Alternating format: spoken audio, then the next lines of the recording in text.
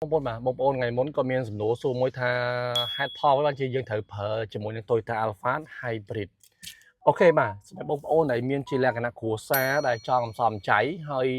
ចង់បានឡានដែលទលាយបាទស្អាតហើយតម្លៃចន្លោះ20000ស្ដើងបាទខ្ញុំគិតថា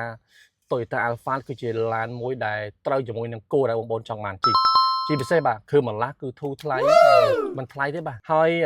ការធានាវិញគឺវាមហាសែនធន់ទេអូខេបាទអញ្ចឹងសរុបសេចក្តីទៅបាទ Toyota Alphard គឺជាឡានមួយដែលមានអាយុកាលយូរឆ្នាំបាទហើយជាប្រភេទ brand របស់ Toyota បងប្អូនស្គាល់បាទគាត់នៅលើតែពាក្យ Toyota គឺរបស់ជប៉ុនទេបាទអញ្ចឹង Toyota គឺគេផលិតមកគឺដើម្បីសំចៃ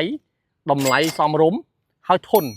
ជួសជុលអស់តិចហើយមិនថាតាមបណ្ដាខេត្តមិនថាតាមរាជធានីបាទគឺ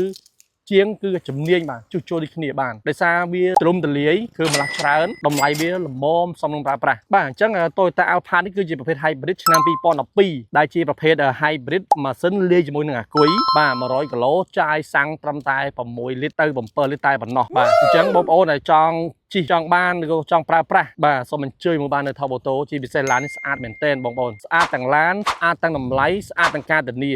ជើងក្រោមគ្រឿងក្នុងគ្រឿងក្រៅគឺយើងធ្វើការលាបចំមកឈុតធំតែម្ដងបាទ